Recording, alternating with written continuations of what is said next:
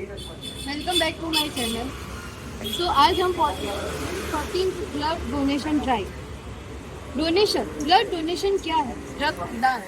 आप चीज़ों के दान करोगे तो आपको कुछ आपके पास से कम होने का डर होगा, लेकिन रक्तदान एक ऐसा दान है कि आप किसी को दो तो भी थोड़े ही दिनों में आप जैसे थे वैसे आपका ब्लड नॉर्मल हो जाता है। सिर्फ एक इम्पॉर्टेंट चीज़ होती है हीमोग्लोबिन लेवल, जो आपका 12+ होना बहुत ज़रूरी है।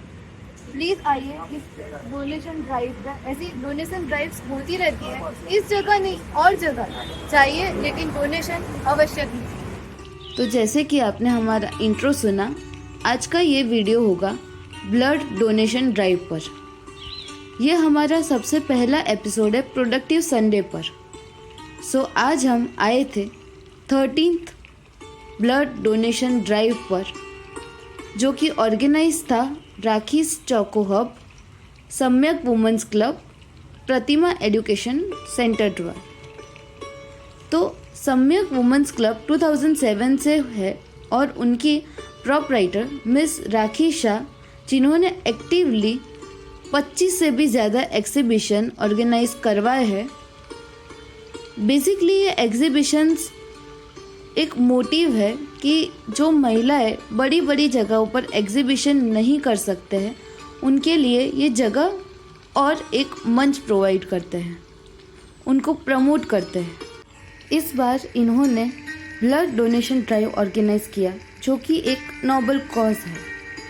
जैसे कि मैंने बिगनिंग में कहा, आप अन्नदान, धन दान या कोई भी भौतिक चीज़ों का दान करेंगे तो आपको वो चीज़ कम होने का डर अवश्य होगा, लेकिन रक्तदान उन दानों की श्रेणी में आता है जो आप एक बार दो तो दूसरे जीव के प्राण बचा सकते हैं और आपके अंदर रक्त की भी कमी नहीं होगी, क्योंकि थोड़े ही दिनों में आपके बॉडी में ब्लड वापस जनरेट होता ही है। तो ये मेरा सबसे पहला ब्लड डोनेशन एक्सपीरियंस था। चलिए देखते हैं यहाँ पर व्यवस्था किस प्रकार की होती है। तो सबसे पहले आपका ब्लड प्रेशर, वेट, एज जैसी बेसिक डिटेल्स आपको फॉर्म में भरनी थी। देन दूसरे रूम में हीमोग्लोबिन चेक करवाना है। हीमोग्लोबिन आपका 12 से ऊपर होना बहुत ज़रूरी है, तो ही आप फिट बैठते हो ब्लड डोनेट करवाने के लिए। सो मेरा हीमोग्लोबिन उन्होंने चेक किया और वो निकला 12.2।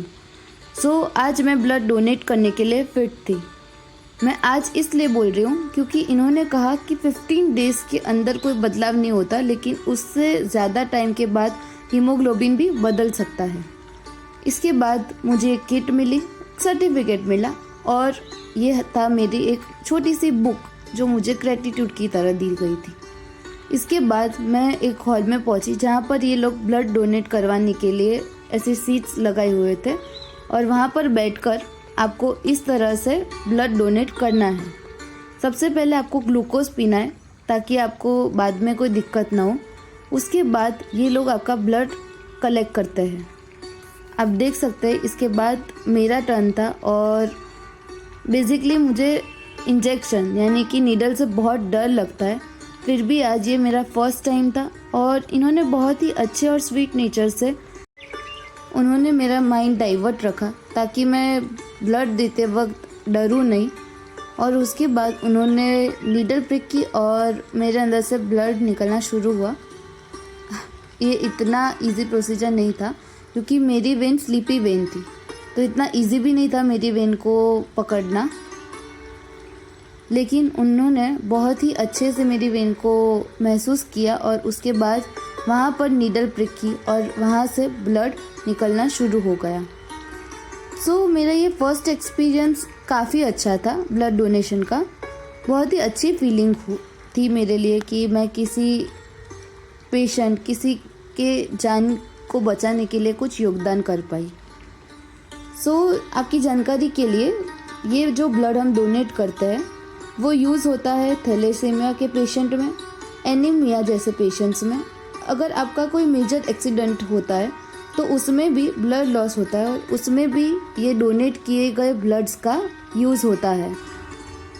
एंड फाइनली आप देख सकते हैं कि यहाँ पर ब्लड अंदर सक हो रहा है नीडल के थ्रू और बैग में ट्रांसफ़र हो रहा है।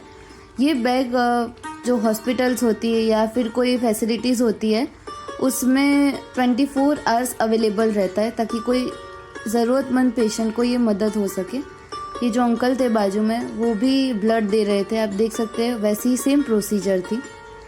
सो इसके बाद मैं आपको ये ज़रूर कहना चाहूँगी कि आप एक बार ज़रूर ऐसे ब्लड डोनेशन ड्राइव या ब्लड डोनेशन कैंप्स में जाइए और अपना ब्लड डोनेट कीजिए, क्योंकि ये आपको महसूस करवाते हैं ब्लड की अहमियत। आपके लिए जो चीज़ की अहमियत नहीं होती है तब तक जब तक आपको उस चीज़ के इम्पोर्टेंस के बारे में पता नहीं चलता है, लेकिन इमरजेंसी के वक्त कई पेशेंट्स को आपके दिए हुए एक बार के ब्लड की बहुत ज़्यादा ज़रूरत होती है। तो प्लीज़ ऐसे कैंप्स, ऐसे ड्राइव्स में जाया कीजिए और ब्लड दीजिए। सो इसके बाद मुझे यहाँ पर उन्होंने गिफ्ट और एक छोटा सा ग्रेटिट्यूड सेशन था वो दिया और थोड़ा नाश्ता दिया ताकि मैं बेहोश ना हो जाऊँ। उसके बाद उन्होंने कहा कि मुझे पूरा दिन अच्छे से पानी पीना है and I will follow that rules very clearly. उसके बाद था यहाँ पर एक छोटा सा फ़ोटो सेशन और ये पूरी टीम है जिनकी मेहनत से ये पूरा ब्लड डोनेशन ड्राइव रखा गया था। इसके बाद हंसी खुशी क्लब द्वारा एक इनिशिएटिव लिया गया था कि इतनी गर्मी बढ़ने के कारण जो पंखी होते हैं उनके लिए पानी पीने की व्यवस्था नहीं होती है, तो उन्होंने ये कुंडा वितरण करवाया और इसके साथ कुछ अनाज भी दिया जो पक्षी के खाने में काम आ सकता है। और हमने घर पे आते ही इसमें अनाज और पानी भर के हमारे जो गार्डन है, छोटा सा गार्डन एरिया, वहाँ पर रख दिया ताकि दूसरे जो पक्षी है उनमें भी पानी पीने के लिए और खाने की व्यवस्था हो पाए।